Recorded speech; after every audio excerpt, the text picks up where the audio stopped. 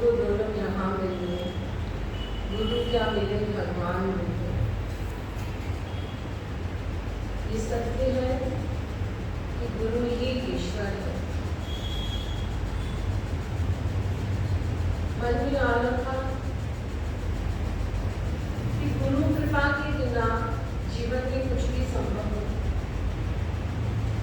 किंतु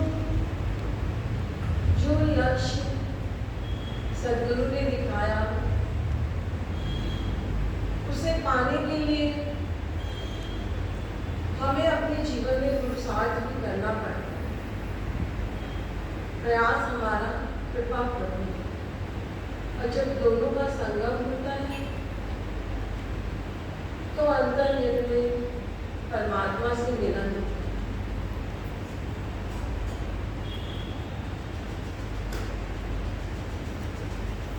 जिनकी पंक्ति भी करते मैंने तेरा इंतजार करूं, प्यार दीप जला तेरा दीदार करूं, तो क्या बाबा सदगुरु हम पर मेहर नहीं कर रहे?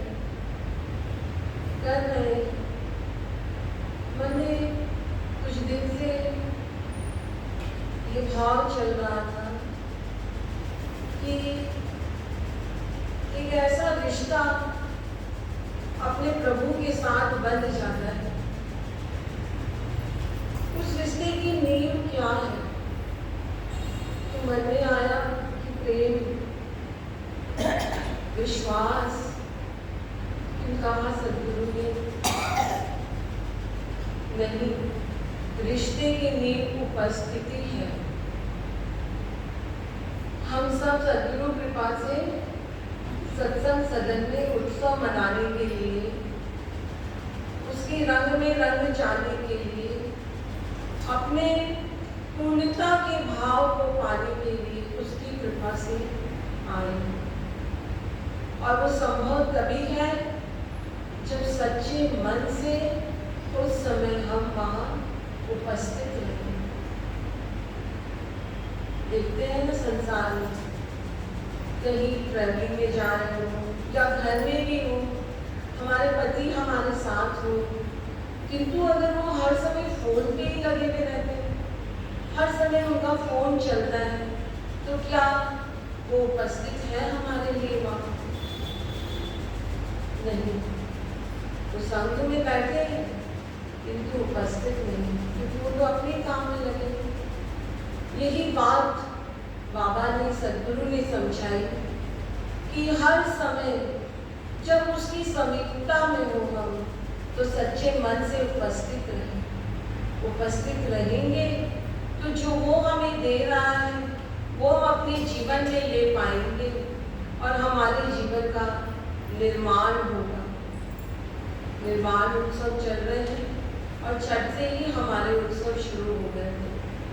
मन में लग रहा था कि 6 दिन के उत्सव ले नहीं पाए, किंतु सदगुरु ने कहा जहाँ कहीं भी हो, अगर तार मुझसे जुड़ा है तो सत्संग वहाँ भी हो रहा है।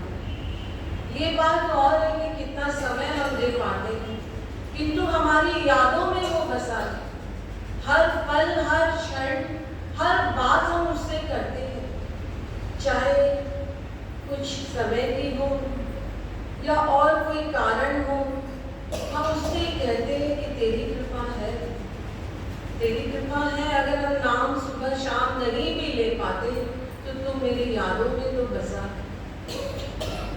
और यही वाणी भी आ रही थी बार बार मन में याद कि पारस यही पारस। जीवन का निर्माण करना है तो जो रसपान सदगुरु अपनी वाणी के द्वारा हम बच्चों को करा रहे हैं, पिला रहे हैं, उस रस का पान करना है। वो जब तक अंतर में नहीं जाएगा हमारे जीवन का निर्माण नहीं हो पाएगा। क्यों नहीं हो पाता? इतनी कृपा को पाकर भी क्योंकि हम सच्चे मन से उसे स्वीकार नहीं कर पाते, ग्रहण नहीं कर पाते, अपने जीवन में धारण नहीं कर पाते, उसके लिए उस मार्ग पर चल नहीं पाते।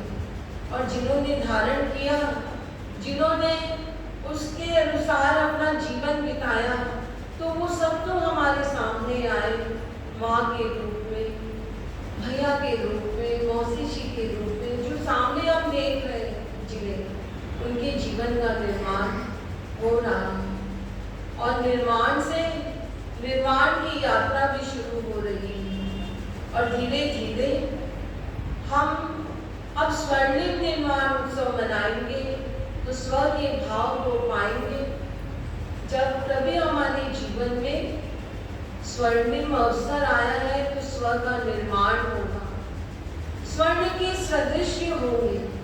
कहा था माटी में कि पारस यही पारस, जिसका स्पर्श लोहे को ही नहीं विश्व को सुनहरा बना देता है। ये कोई बाहरी विश्व नहीं, अपने अंतर जगत की बात है, जिसका रोम रोम पुलकित हो जाता है।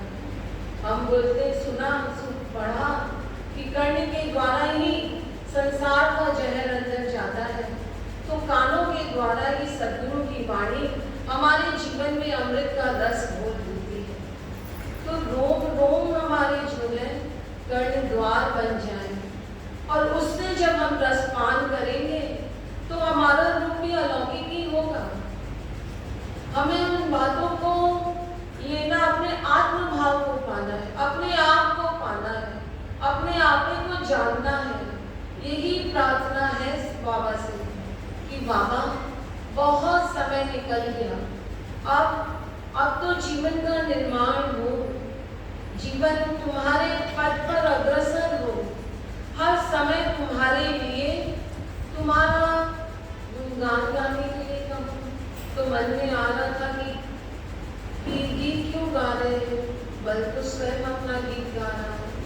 तो गीत हम नहीं गा रहे, बाबा स्वयं अपना गीत हम बच्चों के मुंह से गवाकर हमें समझा रहे हैं कि देखो, जो मेरे समीप आएगा, मेरे भावों में जिएगा, मेरी बातों को आत्मसात करेगा, उसका जीवन तो निखर जाएगा, पारस सदृश्य हो जाएगा। उसके जीवन से निरर्थक सभी बातें अपने आप निकल जाएगी, क्योंकि वो कहा बाबा ने, मैं तो कल्प वृक्ष हूँ, जो जो पाना चाहेगा वो पा लेगा। अब हम क्या पाना चाहते हैं? हम तो यही चाहते हैं ना कि हम अपने आत्म स्वरूप को पालें, अपने आपे को जान लें, सिर्फ मौखिक न कहें कि तुझ में भेद न करें, वास्तव में हम उस अवस्था को पालें। और वो उस अवस्था को पाने के लिए ही सद्गुरु ने कृपा की है, सत्संग का द्वार मिला है।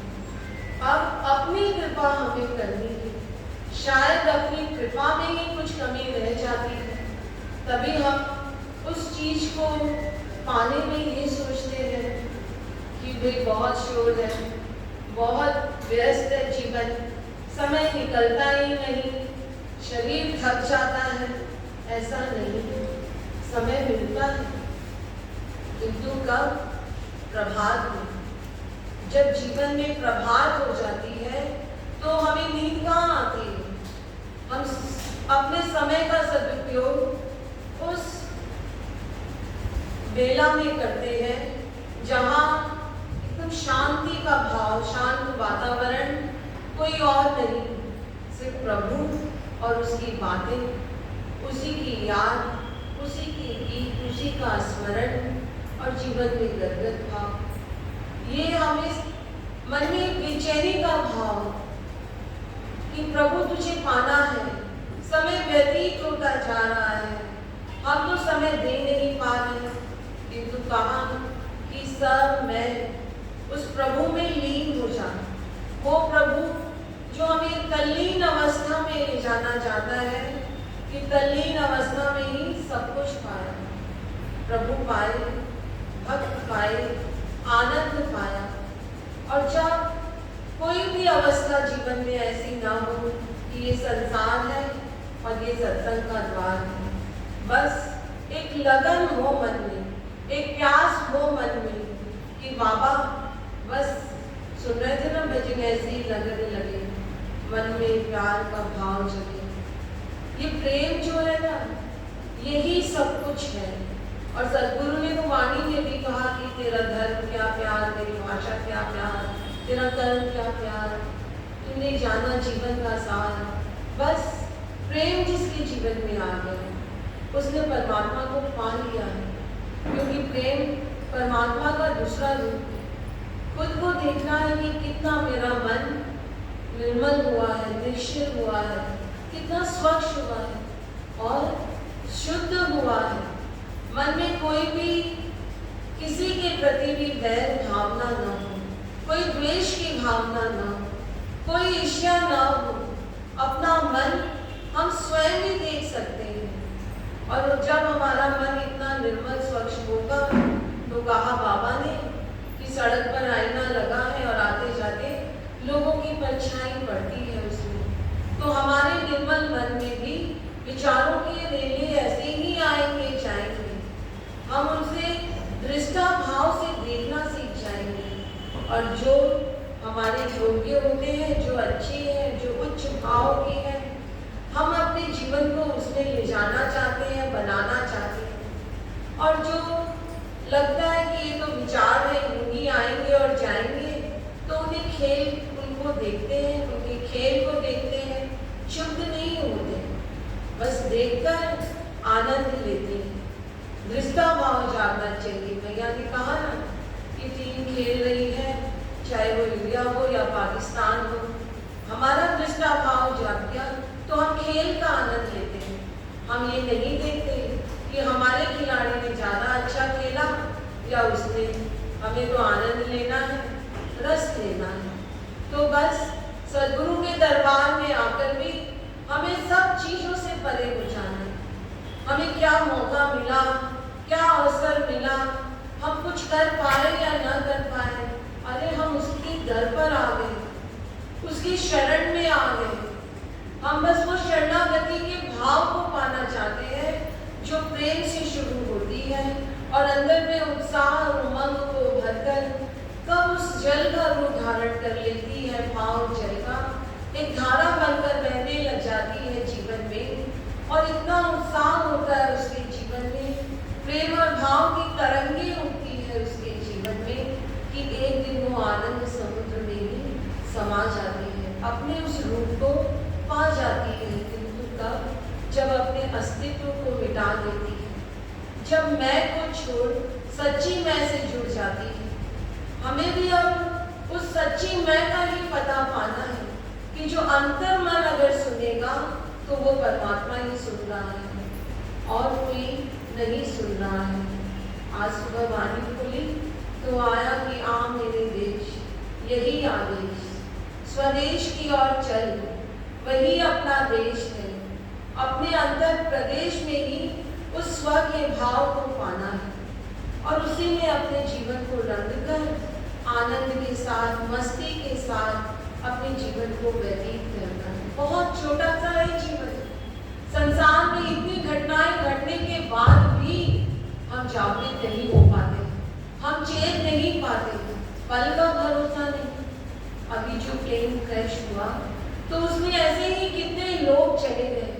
क्या हमारे मन में ये आया कि जीवन तो क्षणभंगुर है, कभी भी इसका नाश हो सकता है?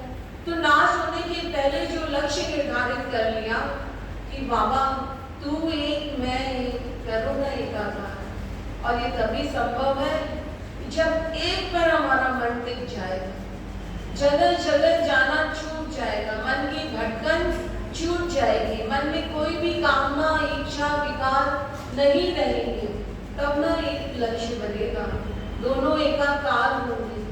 सद्गुरु ने तो कहा कि हम चाहते हैं आत्मा धन का प्रसार, तो मन में आया ये हम कौन, मतलब भक्त और भगवान, वो दोनों ही चाहते हैं कि आत्मा में आनंद का प्रसार हो और सभी अपने आत्म भाव को जाने और आनंद से अपने जीवन को बिताएं। बस सद्गुरु से यही प्रार्थना है, बाबा से यही प्रार्थना है कि तुम पल पल देते संदेश, पहचानो अपना देश, जहाँ हमें जाना है। बाबा मिले इस देश, ले जाएंगे स्वदेश, जहाँ हमें जाना है। बाबा विश्वास है और निष्ठा भी है और मन में दृढ़ता भी है कि तेरे दर पर हमें सब कुछ मिला है और जो मिलना है वो भी मिलेगा ही। बस हमारा मन तुझसे जुड़ा रहे, तेरे दर से जुड़ा रहे, तेरे चरणों में टिका रहे। बस तुम्हारी बंदगी, तुम्हारी